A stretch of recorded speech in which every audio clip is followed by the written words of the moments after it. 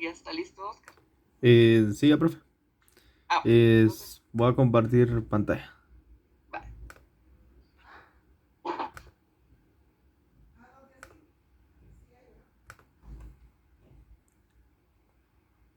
Ahí está, yo creo que ya pueden ver mi pantalla, ¿verdad? Ya.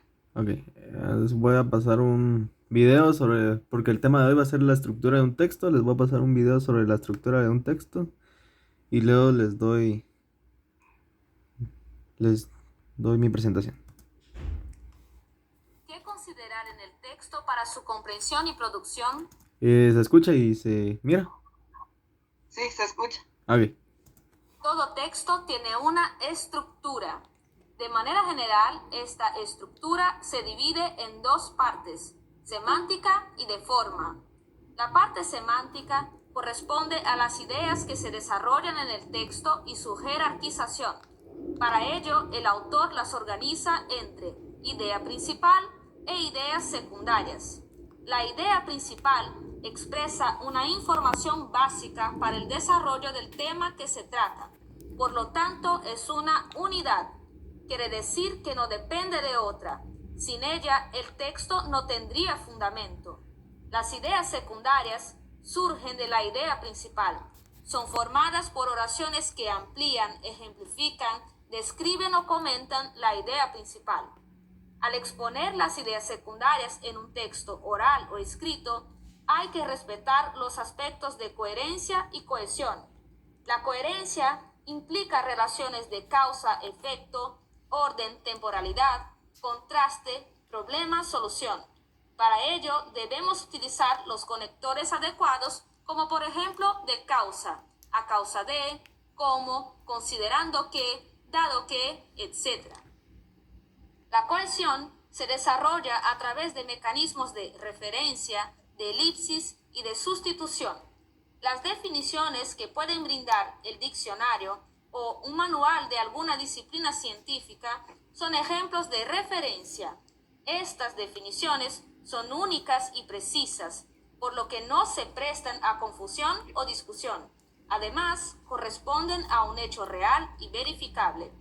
Por otra parte, según la Real Academia Española, la elipsis consiste en la omisión de un segmento sintáctico cuyo contenido se puede recuperar por el contexto. Por ejemplo, Juan estudia biología y María matemáticas. En este caso se omite el verbo estudiar. La sustitución evita la repetición de un mismo elemento. Se manifiesta de diversas maneras. Por ejemplo, encontré a Juan en la plaza. Él estaba muy alegre. En este caso, se sustituyó el sustantivo propio Juan por el pronombre personal él. En lo que dice respecto a la forma, el texto se puede dividir en tres partes: introducción, desarrollo y conclusión. En la introducción va la contextualización del tema. En esta parte, el escritor presenta el tema, contextualiza y motiva al lector a seguir leyendo. En el caso del ensayo, por ejemplo, se presenta la postura o tesis del autor sobre el tema central. En los párrafos de desarrollo se plantean las argumentaciones con las que el autor defiende su postura o tesis. También en este segmento se incluyen las referencias bibliográficas para darle solidez académica a las aseveraciones manifestadas. Se puede en todo tipo de texto ampliar, justificar, explicar y ejemplificar. Finalmente, la conclusión. Este segmento es la síntesis de las ideas fundamentales presentadas a lo largo del escrito. En esta sección se puede o no presentar una solución al problema planteado si se trata de un ensayo, lo que en la estructura precategorial se denomina derivada. Es el cierre del texto.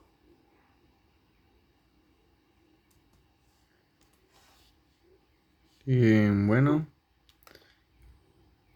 entonces el tema de hoy es estructura de un texto. Bueno, ¿qué es la estructura de un texto? La estructura de un texto, pues es el modo en que sus partes se encuentran dispuestas. Esto es el orden interno que presenta y que se rige por dos condiciones básicas, la coherencia y la cohesión. ¿Qué es la coherencia? La coherencia son las partes del texto que deben comprenderse, que deben ser legibles y deben transmitir una idea clara. La cohesión, dichas partes deben unirse de manera armónica, deben fluir y ser formar parte de una unidad. La estructura interna del texto tiene que ver con la distribución de las ideas dentro de sus respectivos párrafos y de modo tal que el mensaje que se quiera transmitir sea comprensible y lógico. Aquí les puse un ejemplo de una estructura interna de un texto. Sería el tema y los tres subtemas. Y la estructura externa del texto es el ordenamiento de los párrafos en segmentos reconocibles del texto, para plantearles al lector un recorrido ordenado y metodológico de las ideas. Bueno, pues la estructura del texto les puse una imagen donde puede ir el título, la introducción puede ser un párrafo, después vendría otro párrafo que sería el desarrollo y el tercer párrafo que sería una conclusión del tema. Hay diferentes tipos de texto. Aquí les puse los diferentes tipos de texto. Está el texto expositivo, el argumentativo y texto narrativo. También está el texto narrativo, por ejemplo, relata uno o más hechos imaginarios ocurridos en un tiempo y lugar determinado. También está el texto descriptivo, que describe detalladamente objetos, lugares o personas.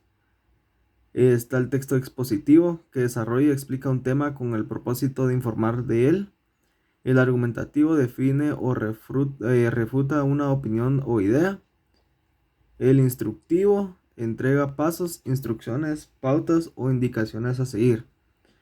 En el narrativo, por ejemplo, está el reportaje, que van narrando los que hacen, por ejemplo, el noticiete, ¿va?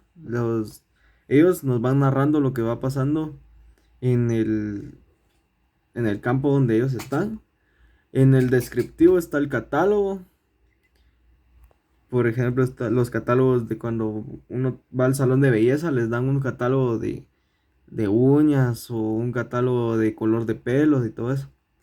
El expositivo, que es la noticia. El argumentativo, el ensayo. Y el instructivo, un reglamento. El texto expositivo son aquellas en que se busca transmitir información al lector a través de datos, citas y explicaciones. El texto argumentativo son aquellos en los que se construyen un punto de vista respecto al tema en cuestión a través del uso de argumentos, por ejemplo, convenientes o información objetiva, todo puesto al servicio de convencer al lector de quien interprete las cosas tal y como se lo propone. Está el texto narrativo, son aquellos en los que se cuentan historias o un relato de distintas extensión y naturaleza, empleando más o menos recursos estilísticos o literarios, como por ejemplo está la novela, las crónicas periodísticas o los relatos infantiles. La estructura de un texto expositivo, generalmente textos de índole divulgativa, es decir, cuyo cometido es transmitir una información lo más detallado posible. La estructura del texto expositivo es la introducción, se da a conocer el tema y se utiliza un tono agradable y sugerentemente para despertar al lector. El desarrollo se ordenan lógicamente las ideas, se inicia con un análisis objetivo de los hechos que puede ser seguido de un subjetivo al que corresponde. Y la conclusión es el síntesis y recapitulación de lo que se fue expuesto. Aquí está la explicación también de la introducción, que es la etapa inicial del texto. En ella se busca adentrar al lector en el tema de interés a través de información suplementaria que marcha desde lo más general. El desarrollo. Esta es la etapa de mayor densidad del texto en la que se expone las ideas más importantes, y se aborda de lleno al tema de cuestión. Y está la etapa de la conclusión. Es la etapa final del texto que sirve de cierre de tema, abordando anteriormente y a la vez ofrecer información adicional de valía que puede poner el tema en relación con otros importantes. Que puede incluir una conclusión, un breve resumen de lo desarrollado en tu trabajo o ensayo. No debe incluir nuevas ideas. Demuestra la importancia de las ideas desarrolladas. Intenta que el lector pueda entender lo que leyó y sé positivo y evita ser emotivo. La estructura de un texto narrativo. En el caso narrativo, su estructura fundamental es sugerida por Aristóteles. Está la narración, la estructura, el tiempo y el espacio.